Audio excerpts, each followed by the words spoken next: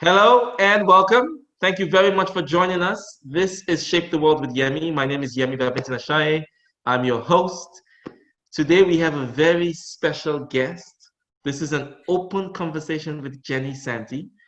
And she's one of these people that's actually very hard to describe. And I think when you go through the conversation, you see why. We call her an artist, we call her a philanthropy advisor, she's an author, and she's so much more. So thank you for joining us. Welcome, Jenny. Can you smile and wave and tell us how you're doing? Hi, I'm doing well. I'm in New York City. Thank you for having me here, Yemi. So good to see you. Awesome. Thank you. All right, people. She's ready to go. We have the audience growing, and we have lots of faithfuls here. So big welcome to the Shape the World family. All right. In terms of topics, maybe I can give you some help. So we want to talk maybe professional things first. Jenny has said yes to personal questions, but those personal questions come at the end. Is that okay? All right, personal questions at the end, but professional questions first. She wrote The Giving Way to Happiness, beautiful book.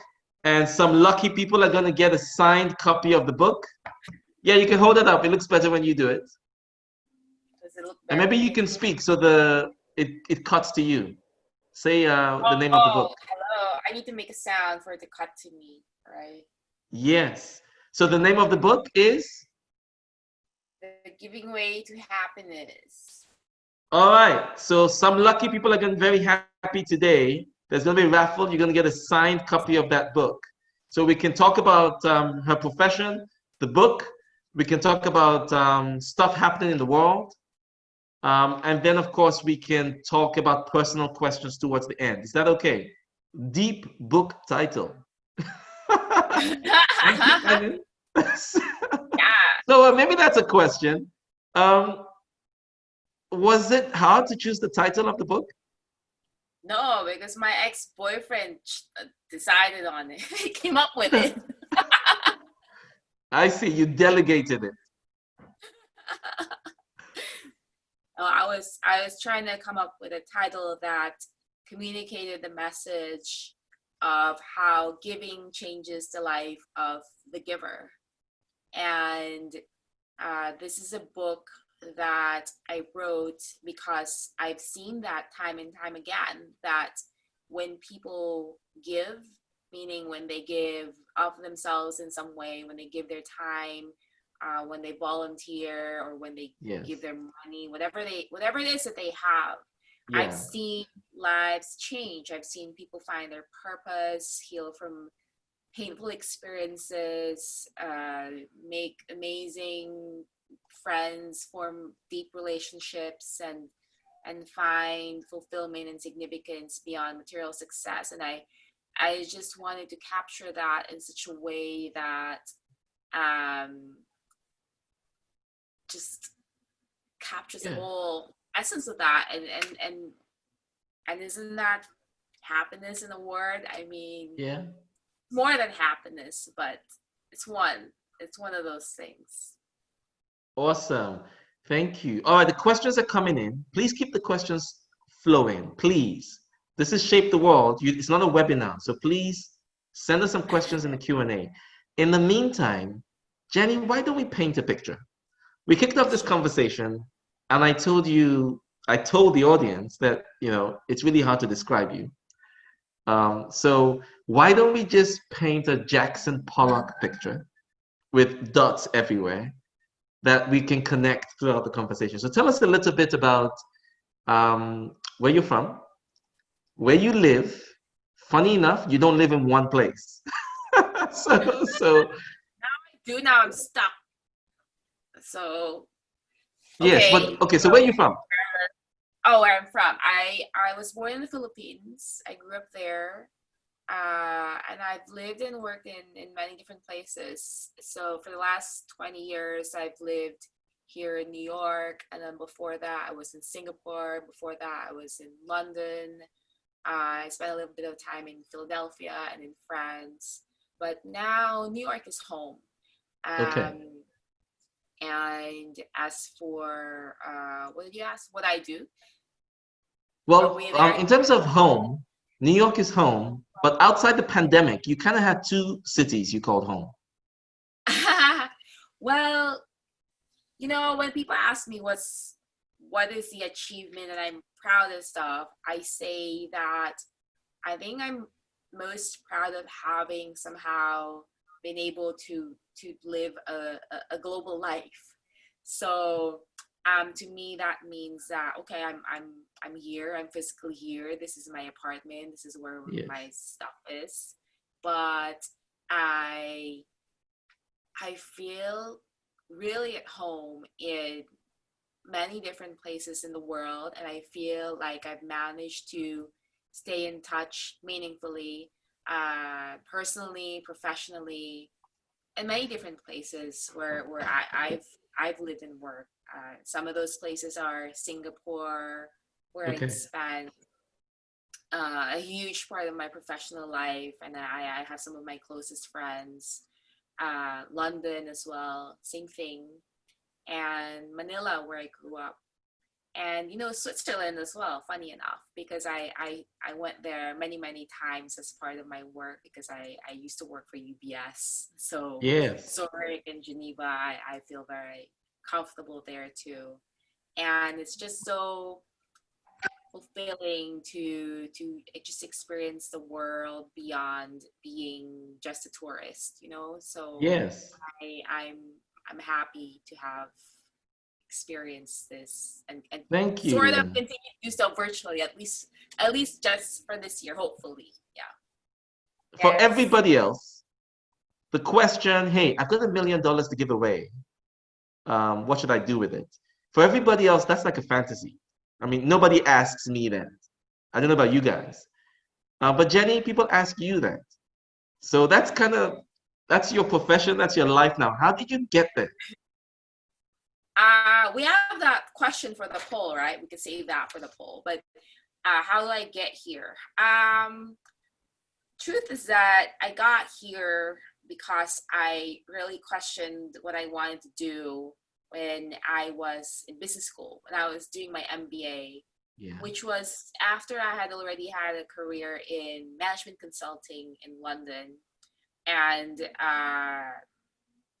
as a management consultant, you're sort of like put in this path where, okay, you do an MBA after some time, Yeah. right? And then during the MBA, you sort of, well, I felt like, oh God, it looks like as an MBA, I sort of either have to choose between a career in more management consulting or in finance, investment banking, or like some role in some consumer goods company or luxury goods company.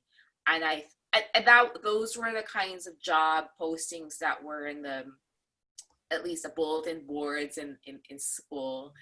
And Yes.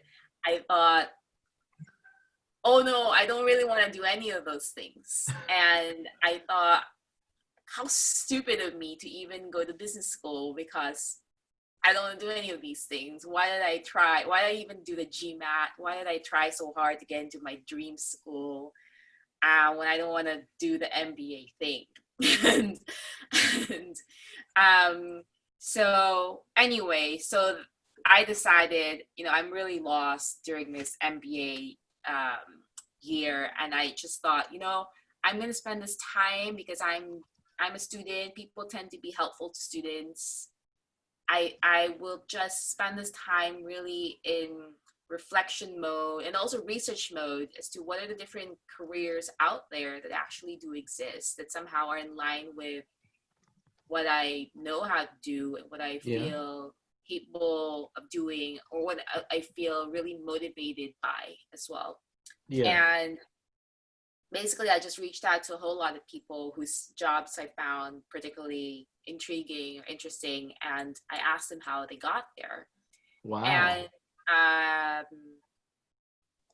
yeah, so one of those people I met many people. One of those people I met had a really super fascinating job title, which was a I remember seeing his card was UBS. You know, of course, everyone knows UBS, and One of the at the biggest banks in the world, people, just in case you didn't just know. in case, the Swiss bank. So his job title was Head of Philanthropy Services for ultra high net worth clients in wealth management. That So I sounds kind of thought, nice. that sounds kind of interesting. What is that? And long story short, a few months later, I graduated and then I started my job search. I get a call from this guy saying, we have an opening in our department. Are you interested? And then fast forward, a few months later, I have the job and Wow. he quits. Somehow, again, long story short, being in the right place, the right time, I end up sitting in his position. So I end up having that business card. So Wow. Talk about yeah, serendipity. I know, and I think it was really because I really felt so passionate about that role, and I really applied myself to it. I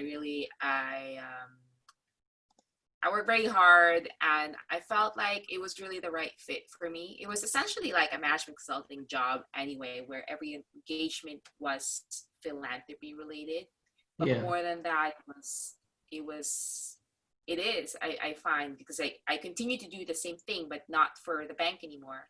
It Yeah. is really about, it's almost like being a therapist, some parts of it at least, is talking to people about what their motivations are, what's missing in their lives. In this case, how do we address these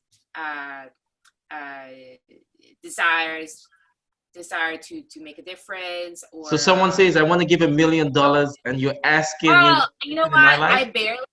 I barely ever encounter that question. I think maybe once or twice someone said, yes, I have a bunch of money, what do we do with it, right? But Yeah. the truth is, it's more like I get called in when there's already a problem, like hi Jenny, we've had this foundation that our grandparents set up, and frankly we just really don't know what to do with it. It's just sitting there. Or something like, Jenny, I'm having a problem getting my kids to really cooperate with a family. I feel like they're growing up with a lot of money, and they don't really understand the Okay. values that brought us here in the first place, and how do I teach them the values that made this family a success. So philanthropy has in many cases become the answer to those Okay. questions, like for people who are seeking for a way to bring their families together, a way to pass values on to the next generation, a way to feel achieve a certain sense of fulfillment, a certain sense of significance that they somehow have not reached, despite being some of the most successful, materially successful people in the world. Wow. Armando has asked the question, does it matter if philanthropy is forced or consensual for the philanthropy to make a significant impact in the giver's life? For example, if a parent forces a child to spend time with the elderly or mandated community service, does forced or consensual matter make a difference for it to have an impact? Interesting question, Armando. What do you think, Jenny? Yeah, very interesting question. And in fact, something that I've addressed in this book I wrote, because I know for a fact that a lot of people end up, they're volunteering or sitting in a board of a charity or writing a check or attending some charity event because someone forced them to do so, right? Or Yeah. they just felt embarrassed, or it's just like a sense of obligation brought them there. So Yeah. Does that produce the same effect that I've been talking about? All this fulfillment, all this joy, all this, all those beautiful things. And I I can't I can't say that it doesn't, because I have listened to stories of people who were at first indifferent, or were just kind of just observing what was happening at first, but then just absorbed what was going on around them and felt like, you know what, this is pretty cool. Thanks for inviting me to this Yeah. activity. So it does happen, but what I also say is that I mean, for your question in particular is about when parents force their child to do something, right? Yeah. I find that it's a lot more meaningful when you actually ask the person, whether it's your child, your spouse, your friend, someone you're trying to get money from, someone you're trying to convince to do something good.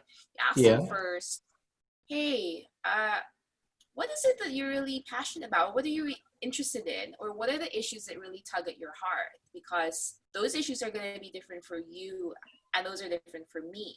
Yeah. And you just can't help it. It's probably because of the differences in our upbringings, or I mean, among friends, or in the case of a child, it's just a natural interest, right? Like some children are more interested in plants, nature. Some children are more interested in dance or the arts or music. Yes. Some children are more interested in other children, or in the elderly. So you know, like I remember, for example, in my case,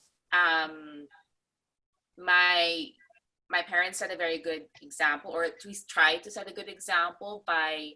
I remember my mom would spend a lot of time volunteering for homes for the elderly. I'm nothing against that, absolutely not, and I admire her for it. But somehow I feel like, you know, when I'm sitting, well, I remember as a child when I was sitting in the home of the elderly while my mom was there doing her thing, I just felt like, what am I doing here, Mom? I don't want to really be here, you know?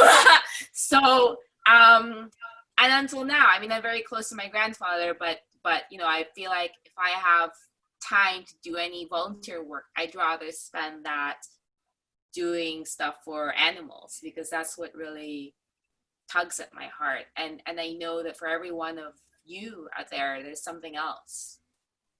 Rafaela in Salvador, love it. Mwah. Thank you, Rafaela. Armando is in Switzerland. City, Armando, City. All right, Stephen, I got what I asked for. You give me a city I can't pronounce. I don't want to hurt anybody's feelings. Should I try? So Stephen is in Peter Maritzburg.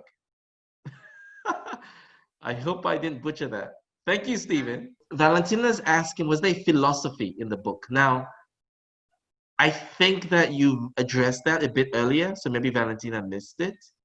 But maybe we can join that with Joke's question from key takeaways, if it's okay. Sure. Key takeaways. So in this book called The Giving Way to Happiness, Stories and Science Behind the Life-Changing Power of Giving, yes, I talk about the many ways in which giving changes the life of the giver. And there are 5 ways that I just sum it up in. So the first way is how giving helps people find their purpose.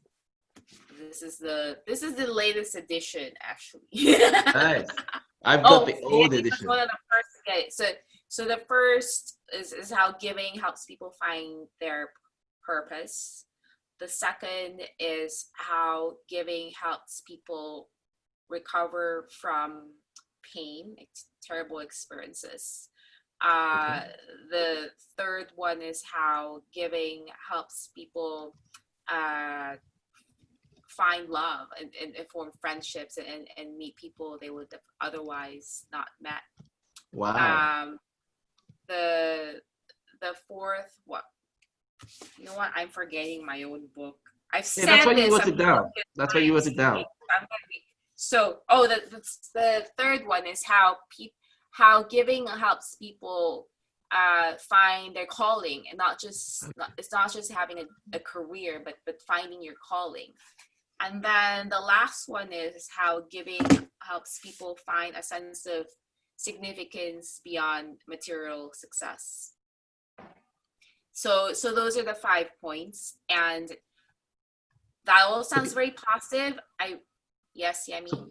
So is it find purpose, recover from pain, find your calling, find love, find purpose. So again, helping people find their purpose. Yes. Turning a career into a calling. Okay. Finding healing in pain. Finding love and forming relationships, and finding significance beyond material success. So those are the good things, right? And I share also the scientific basis for all those things that one gets from giving. But at the same time, I also get realistic and because I've seen that, okay, all these wonderful things do happen, but there is also the reality that giving can be exhausting, and then when you give so much, it can burn you out. You can feel like you've been taken advantage of. You can feel like this is just not worth it. You can feel really exhausted by it and put off by the whole thing. So I also address what are the ways in which we can avoid that, or at least have a healthy This is all in the book? Yes. I love it. Okay. And there are stories. I tell these points by sharing stories of people who have lived these experiences, and I also share a bit of what I've experienced myself. So beautiful. So there. Beautiful. Thank you. And you can get a copy of this book, people. You're in the right place. You can get it signed, autographed to you or to your loved one, or your boss, or anybody you want. So you're in the right place. Now, still on the book, we had a question. Fine, related to the book. So we have a question from Mr. and Mrs. Salami. Great question. Can we regard philanthropy as a way of gaining business or commercial advantage from foreign governments? All right, fine, nice precision there. But why don't we ask? Definitely, can we regard philanthropy sometimes as a way of gaining business or commercial advantage? I think that happens, right? I mean, I'm not an expert on this whole topic, foreign aid, or what is this, maybe CSR, but yes. I think that's not really the kind of giving that at least I personally focus on professionally, or that I've researched on.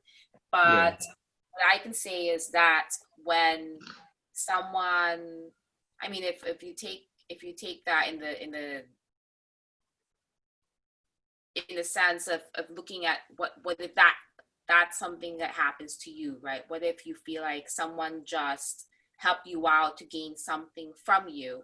I think people are smart. I think people can sniff it out. People can see that this is not sincere, that you've just done this to get something out of it, that you've just done this to gain some advantage. And it becomes like another business transaction. And the kind of giving, the kind of philanthropy that I get involved in, or like to really delve deeply into, is the kind that's really beyond all that. I mean, there's this concept that I'm sure all of you have come across, which is the Abraham Maslow and the hierarchy of needs. Yes, right? Absolutely. Do you recall what is known? What is the highest? Self-actualization.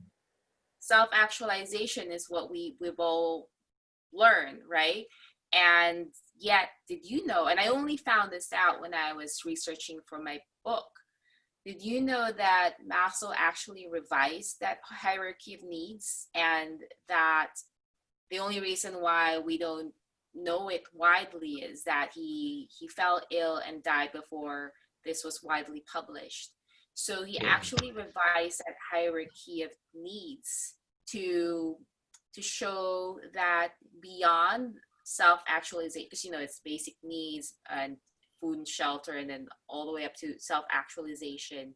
Yeah. Um, that beyond self-actualization, what's the greatest human need is self-transcendence, where you Nice. invoke the needs of others beyond yourself. So this is the kind of giving that I'm most interested in, not the one that you do for any form of commercial Yes. benefit, the one you do because you feel like this fulfills Okay. this great need. Yeah. Beautiful. Thank you. Amanda has a question, and that's a rosy picture you've painted for us. Yeah. Thank you. But by stuff you've said earlier, we know philanthropy isn't all rosy. But can we Absolutely. stay with the roses for now? Is that okay? Sure. All right, let's stay with the roses. Armando is asking, working in philanthropy, it sounds like you've met some incredibly generous people on very diverse projects. Which encounter stands out the most to you and why? Oh, there have been a lot of encounters with, because of the nature of my job, I've had a lot of encounters with people who are very wealthy, like people who are in the Forbes list type of Yeah, thing. yeah. Um, and I can't really pinpoint any specific one. Because However, it's hard to what I choose? because it's hard to choose, and I think I'm not really so moved by grand gestures. I'm more moved by stories of what motivates them. Okay. But I just want to say that if you really get to know people's motivations, you'll find that most of it is tied to some pain. And it's it really shows you how personal this whole thing is. Like, Yeah, what I mean is that, um, for example, uh, there's this hall at Wharton Business School called the John Huntsman Hall, and there are many other Huntsman, I think, hospitals and other things named Huntsman. But you wonder why is this guy giving so much to philanthropy or education, particularly in health or the business of health. And yeah. it's apparently because his mother died of cancer, and then he was very broken by that experience. So that's just one example. And I remember working with a very wealthy person in Indonesia who somehow liked to put his name up in school buildings. And I thought at first that that's like kind of arrogant of you, but but then I realized, why this person took so much pride in that is because he never really got to go to school. He never got to go to school, Um, and that was his deep insecurity, and he felt somehow that since he's become quite successful, it was such a matter of pride that, yes, this is what happens when you work so hard. And he wanted to show his children, his grandchildren, that even a person who didn't go to school could do all these things, right? amazing. And then I met another person, a client from Australia, who wanted to support heart, like everything to do with heart and heart diseases and organ donations, organ Yeah. transplants. And why? Because he had a heart transplant, and he felt like, I wouldn't be alive if didn't have this person perform Oh, this ultimate act of generosity for me. So it's always very interesting to find out why people give, and it's usually because of something really sad that happened to them. And I find that so moving That's that powerful. And they sort of overcome, they transcend that by helping others or protecting others from experiencing the ultimate painful experience that they went through. that's great. And it connects very nicely to what you said at the beginning of the conversation about how um, you try to understand what's missing in someone's life, about how your job sometimes is like therapy, Yeah. lots of listening and asking questions. Um, so thank you for that question, Armando. Rafaela asked the question, and maybe we can use this now. When advising your clients, whether they're celebrity activists or entrepreneurs, what are some of the pointers you specifically highlight for them? Oh, what are the pointers? You know, I'm not the type to give out advice right away. So I first try to get to know them, ask a whole lot of questions, ask them, well, what are we really trying to achieve here? There's no set of general pointers that I come in and then let's start with this. No, not really. But it's more like, okay, what is it that you really want to achieve? Do we have a poll question for this? Because I think this would be a good time to bring up the poll if it's possible. But Yes. Dana, you want to give us an update on the poll? Are you connected?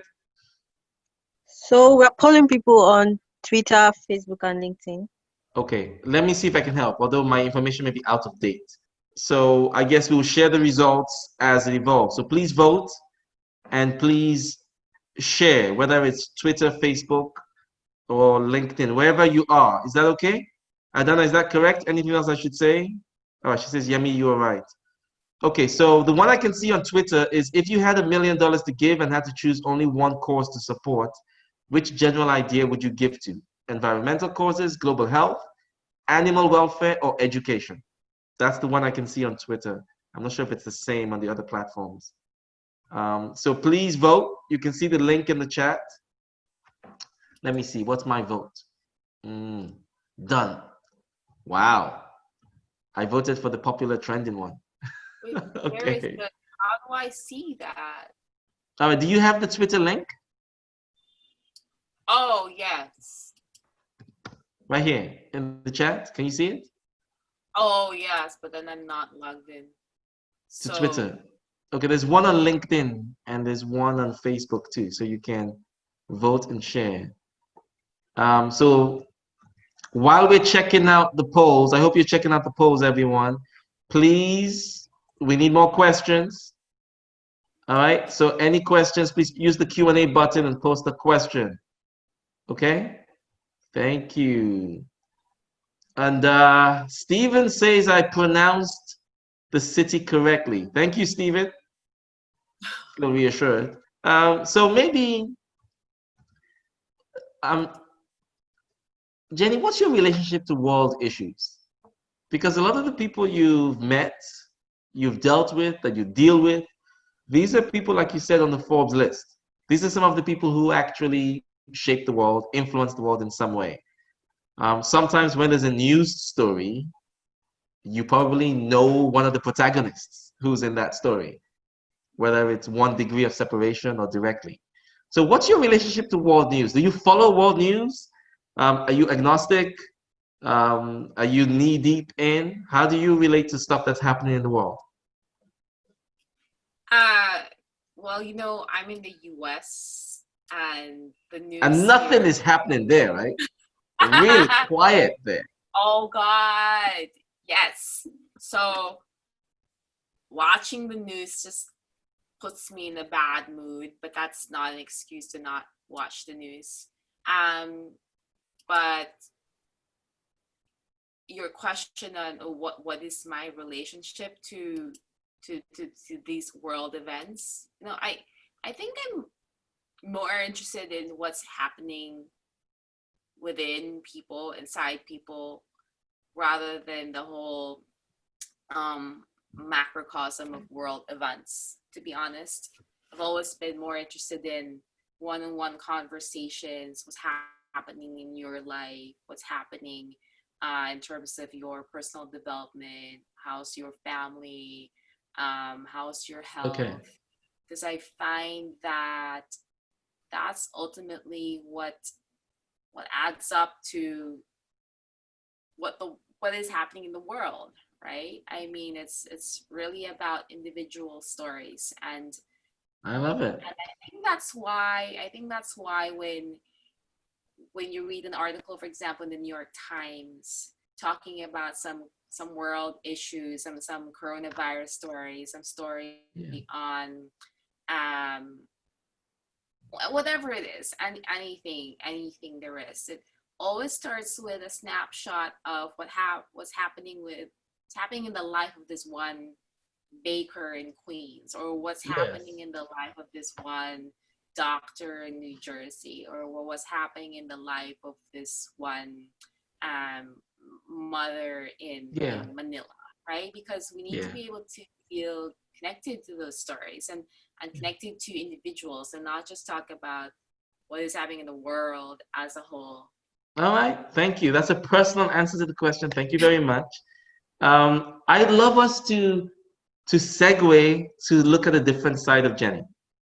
Okay, so you're an artist, and I want to talk a little bit about art. Is that okay, everybody? Don't worry, we'll come back to philanthropy. Don't worry, that's why you're here. We'll come back. But can we get ready?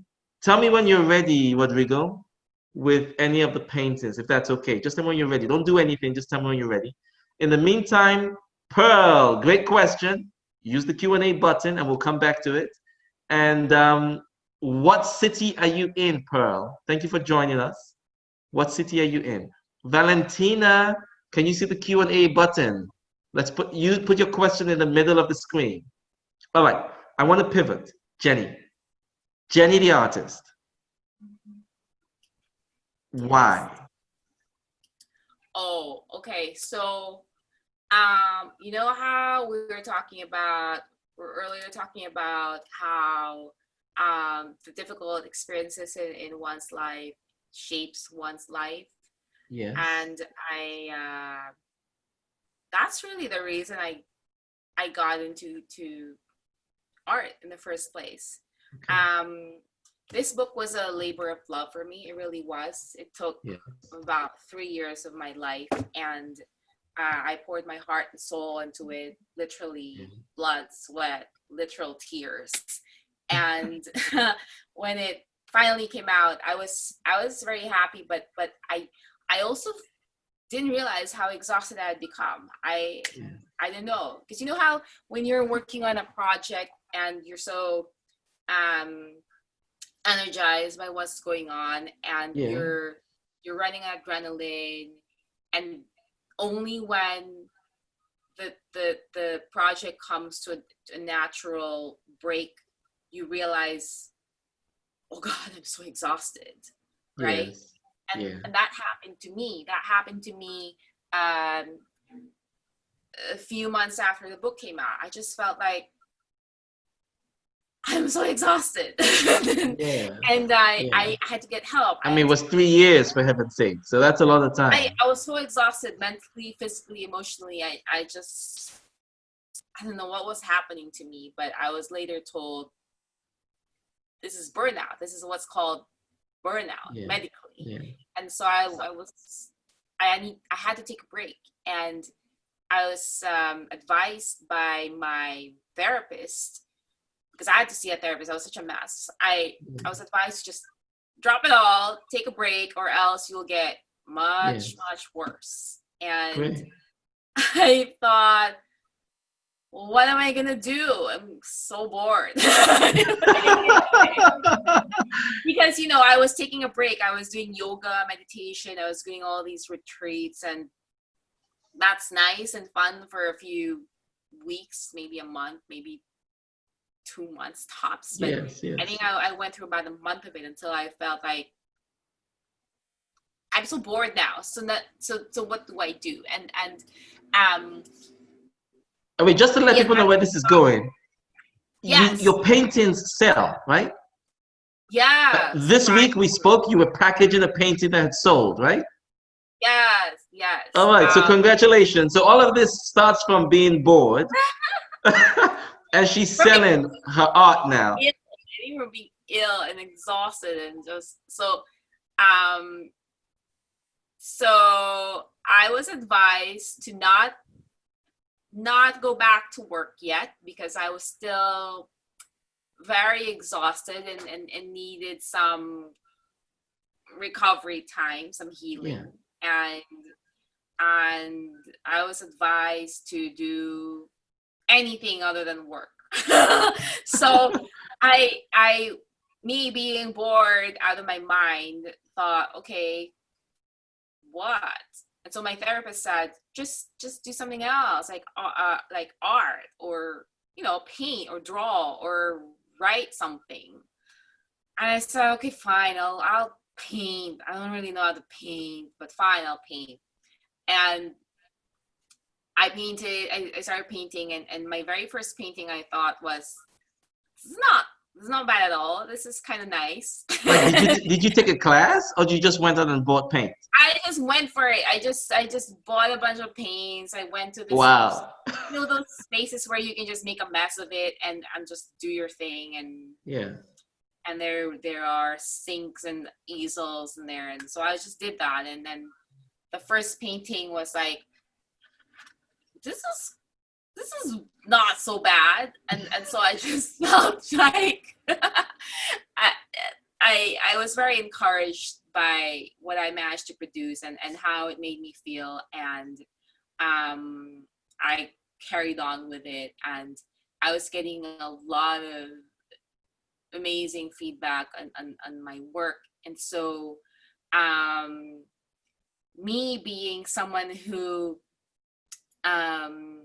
always, I mean, when I do something, I really go for it. So I really went for it. I realized I was very interested in this. And so I took even more time off the following year to properly study it, to properly study art in Florence. So I went to art school. I went to the Florence Academy of Art. I continued my art training in.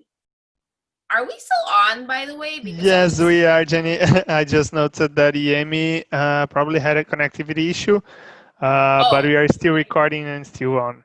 Sorry. Okay.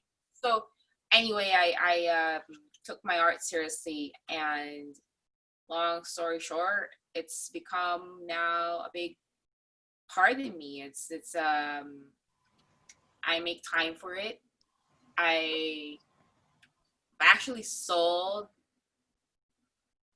a number of pieces. I feel a need to do it. It's like if I haven't painted in a long time, I feel like I'm gonna go crazy. I need to do this again. So I just feel very lucky to have discovered this as a result of something that was actually quite difficult. Great. I have 3 pictures of your paintings. Should I share it here? And you can comment on them if you want to. Sure. The problem is I actually lost that screen where we're all together, and I don't know how to get back to it without disrupting this. Should I just go to upgli.org/shapetheworld again? No, you're here. I'm sorry, everybody, I'm back. I lost the screen. I don't know what screen do you have now? I have you and me, and that's nothing else. Okay. And what are you looking for? If you click on chat, you'll see the chats. I lost that whole screen with the chat and stuff. Just click on chat. You see at the bottom near the Q&A button, there's a button for chat. Click on that, it should show up. That. Oh, you don't see that? Oh, put your mouse on the screen. If you move your mouse on the window, then the menu options might show up. I think I just had other windows open that ruined the whole thing. Okay, so welcome back, anyway, everyone. I had a happened. blackout on my end. What did everybody else experience? A black Rodrigo? cat. We just kept on. Jenny was telling us why she was painting and the history about that. Just you was not online. Okay. Excellent. Thank you so much. And are we ready to show? Jenny, you don't need to do anything. What are you looking for? I'm looking for the screen. I can only see you and me. I can't see anything else that's happening. Can Oh, you see, now I see it. can you Now see the I painting? see it. Now I see the painting. Yes, it's me sharing the screen. So I have 3 paintings here. Excellent. So let's do them one by one. So Jenny, what do you want to tell us about this one? Does this one have a name? I think it has a name. I just can't remember the name, to be honest. Okay, well, what do you want to tell us about it? That's fine. Is this one of the early ones? One of the later ones? I think that's one of the middle. Well, everything is early because I only really started painting about 3.5 years ago. But I Okay. want to read something that I was really moved by this quote by the writer, who I think is Swiss, Alain de Botton. Have you heard of this guy? He No, I wrote don't think this so. book called He wrote this book called Art as Therapy. And in his book, he says, the more difficult our lives, the more a graceful depiction of a flower might move us. The tears, if they come, are in response not to how sad the image is, but how pretty. If we did not find life difficult, beauty would not have the appeal it does. Wow. So that's why I like to paint things in nature, beautiful things of beauty in nature. And I think the kind of art that has some kind of strong political message or some something that is trying to make some kind of point, that's just not me. And I know that can be powerful, that can be really effective, and there are lots of great artists who do that. But in my work, I'm just drawn to what is beautiful, and I just want to show what is beautiful because I think it's something that we all crave somehow. And what also surprises me is how actually we can show the other paintings if you like. Yeah, we can show the others. You're getting a lot of love on this already. So Rosalind says, wow, this is beautiful. Rafaela says, wow. Rosalind says, I so want this. I wonder if there's a price tag. Anu says, beautiful. Rafaela says, these are stunning, deep inspiration. Rosalind. Here's another one. Yeah, this is really beautiful. Yeah, so this is one of my favorites. So what I just want to say is that I think we can all agree that these paintings look, or at least this particular one, right? It looks like a happy. I think it looks like a happy painting. Don't you agree? Like a Yeah. happy person painted it. not someone who is troubled or yeah. But anyway, what I want to say is that what really surprised me is that even those days that I really wasn't feeling very well, because I told you I was going through this burnout and exhaustion and some kind of depression after my book came out. Yes. And as I was feeling all those horrible things, I realized that what I was creating was coming out of my hands was something that looked very calm and looked very almost, some of it is very cheerful and bright and Yeah. that surprised me because I thought I'd come up with some dark scribbles of paint and black and red and Yeah. Can we see the next one, please? Rodrigo, yeah, please? Can we see? but I always Oh, came wow. up with something that looked serene. So I think it helped me connect with whatever was inside me that either actually felt serene or Yeah. trying to feel serene. Beautiful. But yeah, so Yes, I think that's a good summary. These are very calm, very serene, very loving, I would say. um so yeah, and I'm really moved by nature, and I also realize that I need to be around nature as much as I can. I mean, I'm in New York City. It's just great that Central Park is right here. Yeah. And I try to go there as often as possible, because I think we can all find moments of clarity when we're amidst nature. Thank you. All right, thank you so much. I guess you want to take one last look. Rodrigo, you want to show them one last look, then you stop sharing?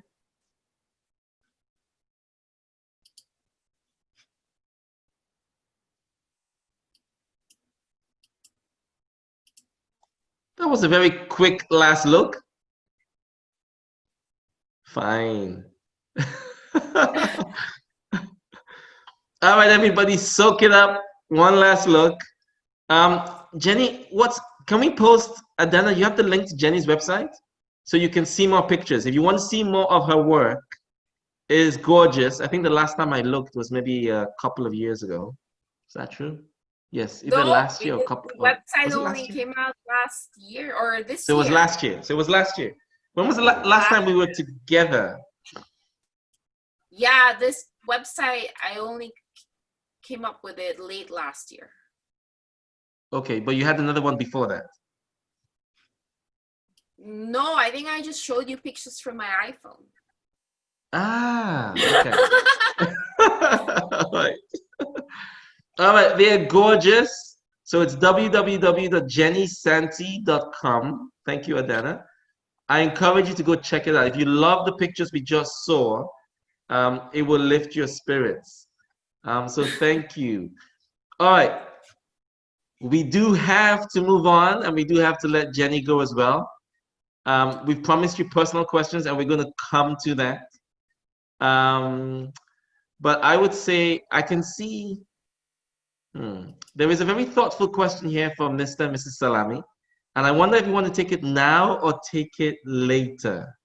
The question says, where is it? I think it says, do you believe in the future? Are you concerned about the future of philanthropy? Am I concerned about the future of philanthropy? Yeah, I'm saying that from... I think I'm not. Oh, about the role of philanthropy in the world today. Yeah, that's to be more precise. Are you concerned about the role of philanthropy in the world today?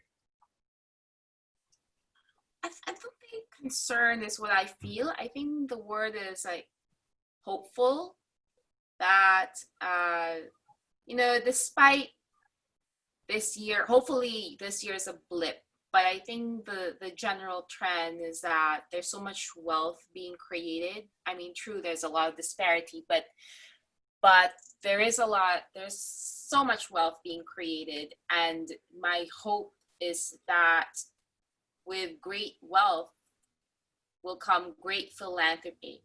And what I mean by that is that I think there are some things that happen regularly in the course of like a liquidity event, like when someone comes into sudden wealth, they're suddenly like, all right, let's get the fancy car, let's get the yacht, let's get the boat, let's get the diamonds, let's get the watch. Fine, I have nothing against those things, but I hope that when people make more money than they thought they could, I hope they also begin to think about giving more of themselves, giving generously. And I think that's really something that happens when someone already gives in their own way despite not having a lot,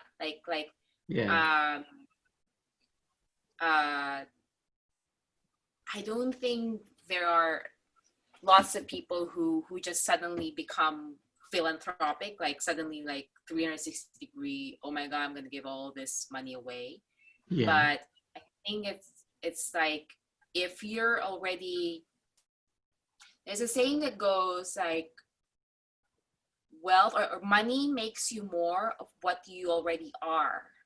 And I think if you are already generous in your own way, if you come to great wealth, you come to greater wealth, then that just becomes amplified and magnified. And so that gives me a lot of hope, actually. So I hope that's what happens. I love that. I just love that. There's all these nuggets of wisdom. I love it. For anyone who's just watching, we're all feeling very grateful because something called Goodwill Vows has come to life. And Jenny, I think we sent you the video, we sent you the sneak preview to the site. And what you just said now about money makes you more of what you are. And you almost have to start giving before you come into great wealth. And you are hopeful that great wealth will lead to great philanthropy. And we like to think there's a connection there to Goodwill Vows. So we'd love to know what you think. Did you get a chance to check it out a bit more? What do you think about Goodwill Vows? Yeah, first of all, congratulations. It's a great initiative, and I'm for anything that encourages more giving and encourages the spirit of generosity and philanthropy. I think that the idea of Goodwill Vows is really interesting. I think that the idea of sharing with a big group of people what it is that you dream of accomplishing will help you get more support for what that goal is. I think we all want to get behind someone who has a big, lofty goal, and it goes back to the idea of anonymous versus public giving. I get asked this question a lot of what is better. Is it better in whatever sense that it is? Is it better to give anonymously or to give publicly? And of course, there's a lot of beauty in not even revealing what you did and just doing it secretly, right? It's like, oh, I'm the donor who did this. I'm the one who wrote that secret check.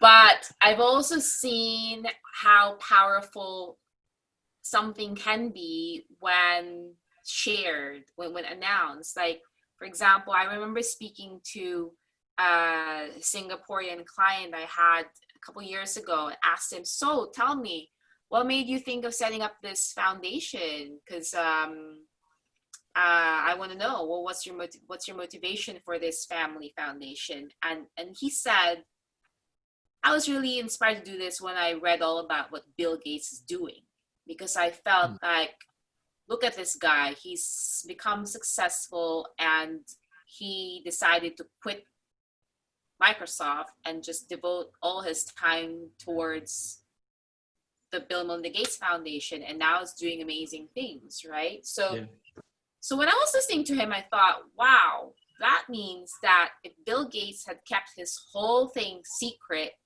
he wouldn't have inspired my client in Singapore to do what he's doing now, right?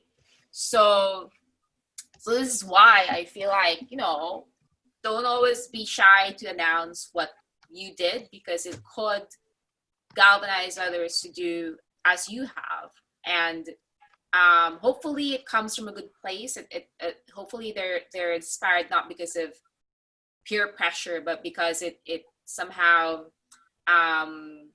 ignites something within them that feels like, hey, you know what? That's a really cool thing you did. I think I want to do that too. Beautiful.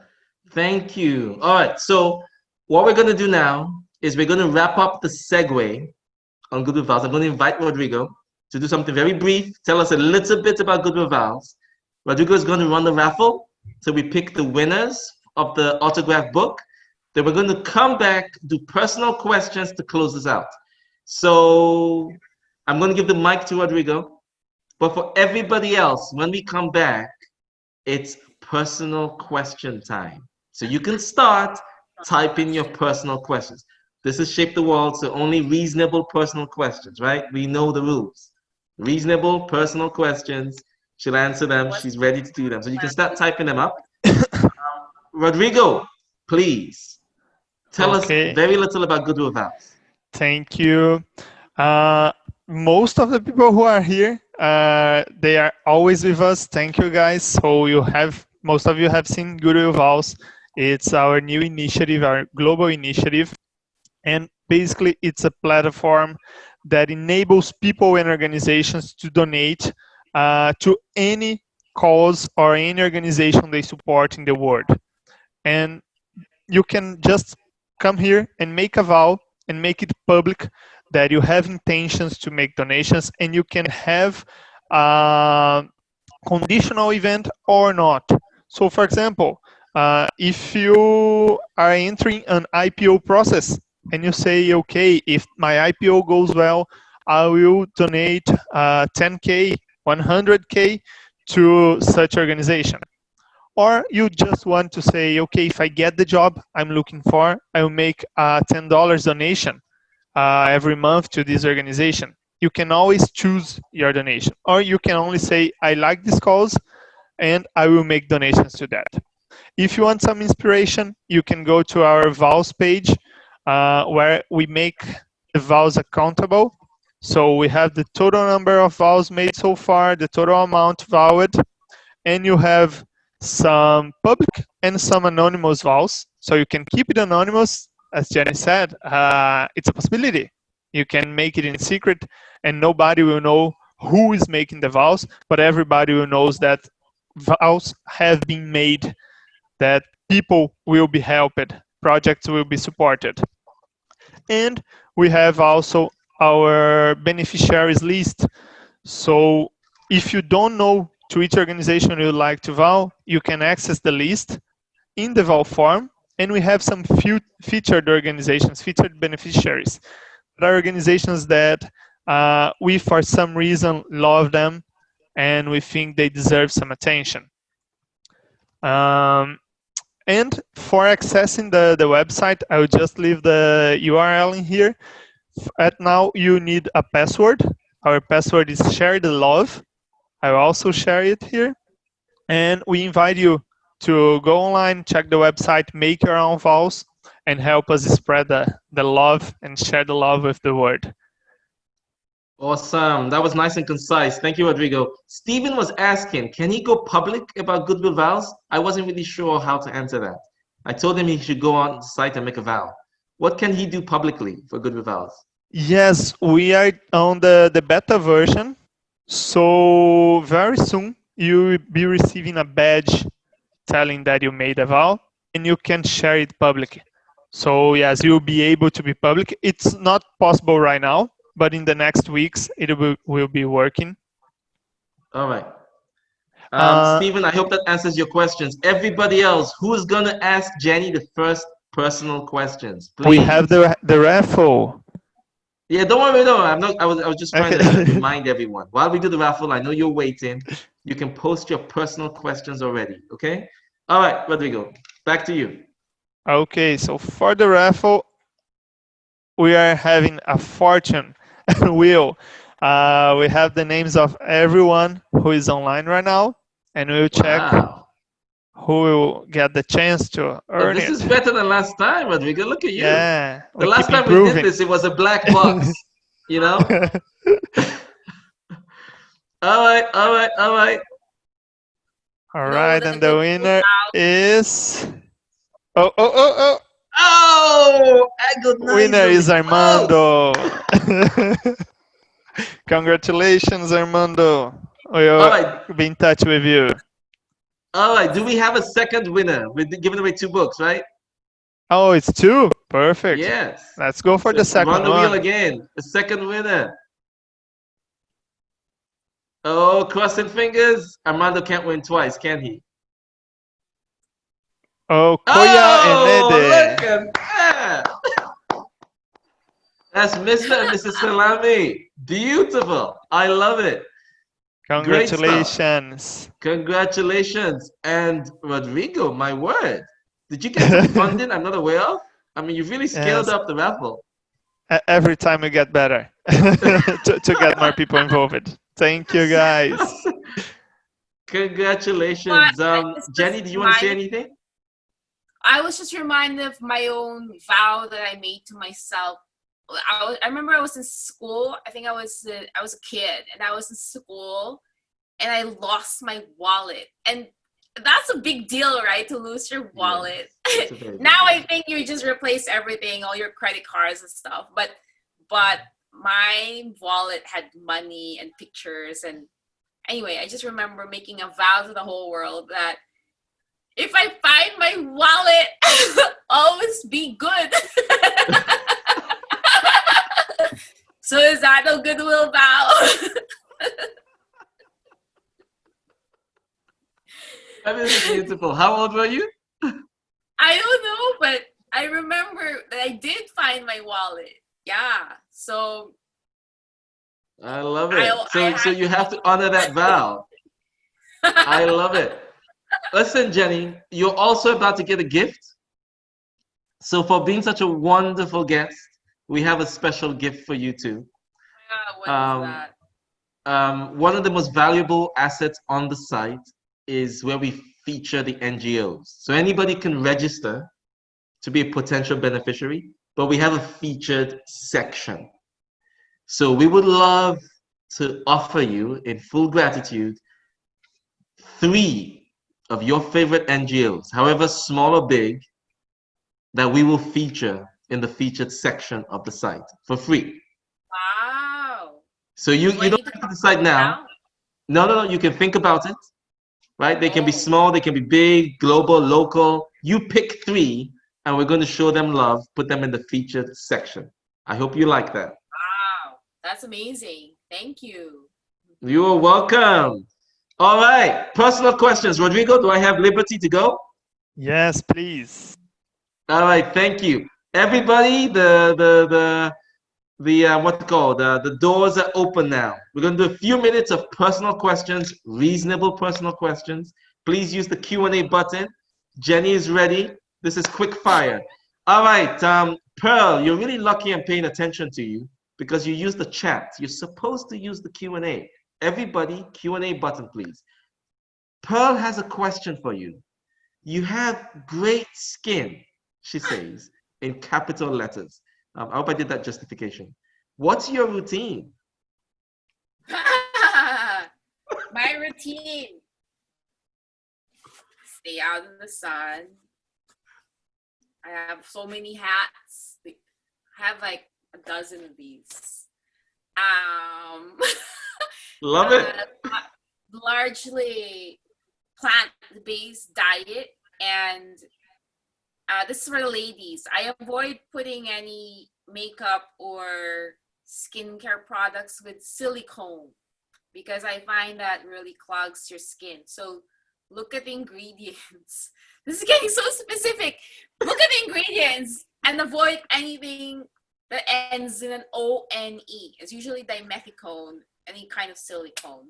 Avoid that. Beautiful. Nice and specific. All right, people. Unfortunately, it's in everything. So you really have to do your research. Awesome. Thank you very much. Next question is from Rosalind. What do you do for fun? Tells you what I do for fun.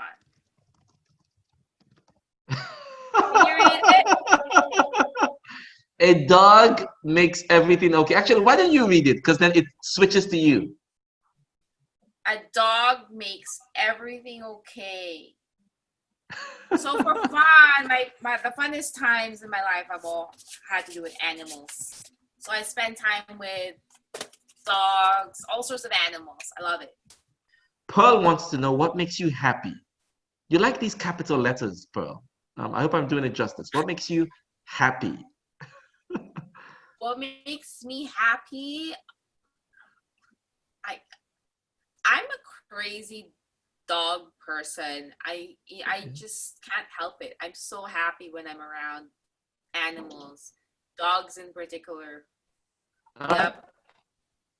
I mean, there are lots of things that make me happy, but wow, just dogs. I usually have a dog here, but she's not here right now. I would show her to you if she were here. I would advise is for that person to spend some time in personal reflection and really identify what is it that they're passionate about. So that entails asking yourself a series of questions like, what experiences have shaped your life, and what is it that you really, really care about? For example, when you were a kid, what did you like learning about? What was the last thing that made you cry? Or when you're reading the news, when you're reading all about all these bad news everywhere, what is it that really tugs at your heart? What are the injustices out there that just really anger you? That what is it that you would fight for? And get involved in those things, give to those things, because there are so many. The reality is that there are so many different things out there that need support. There's so many different causes out there that is just not humanly possible to give to every single one of those. You just can't. You'll go crazy. Great advice. Thank you so much. All right, can we just show Jenny some love? Thank you so much, Jenny. Really, you've been very frank, open, and what's the word? Insightful. So thank you all. I think as usual, we want to give Jenny the last word, right? So whenever you're ready, Jenny, the mic is yours. What would you like to leave the audience with? Now, bear in mind that most people who watch this, by far, watch this when it's not live. So this is going to be edited a little bit and posted. And most people who watch this watch it when it's not live. So something you want to share to people who are here and who might watch this later. Any kind of closing thoughts? And you can speak whenever you're ready. If you want me to buy you more time, I can do that too. Oh, yeah, sure. So it's actually what I started talking about when that last question came up, which is, what would I advise someone who's thinking of where is it that they should give, or what is it that they should support, whether financially or in terms of their time, in terms of volunteering. And I would say really ask yourself and reflect upon these questions of what do you really care about, what really tugs at your heart, what really resonates with you, what are your interests personally, what was your favorite subject as a kid, what are the stories that when you read these stories you just feel like this can't be, that this cannot continue, this makes you so angry that you cannot just let it go on that way.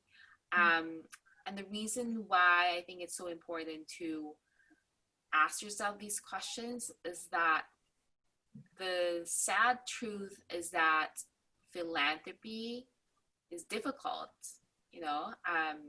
trying to make a difference. What is difficult? Philanthropy is difficult. Oh, philanthropy. Trying to make a difference is a lot of work. And I think unless we're really passionate about whatever it is that we're pursuing, we're just going to give up, because at some point it's going to get exhausting. At some point it's going to get irritating or boring at worst. And if we just got into something because of peer pressure, or we just got into something because we're trying to impress other people, I think we'll realize at some point that this is just too difficult. This is not worth it. But if we work on those things that we deeply care about, that are deeply aligned with our personal experiences, our personal passions, I think those passions will sustain us. And those passions will also lead us to meet other people who share our interests, share our passions, and who will support us when things get tough. Thank you so much, Jenny. This has been really quality time. The love has oozed through. For some lucky people, you've also got some love coming your way with the more recent edition of the book, more recent than the one I have. And it's going to be autographed, so we're going to get in touch with you. So please join us next time. And please share this video with anyone who you think would enjoy it. A big thank you to Jenny Santi, artist, author, philanthropy advisor, and just all-around wonderful human being. Thank you, Jenny. Please stay safe. Thank you so much. Thank you, Yemi. Okay. Take care, All everyone. right. Bye. Thank you, everybody. Have a great day.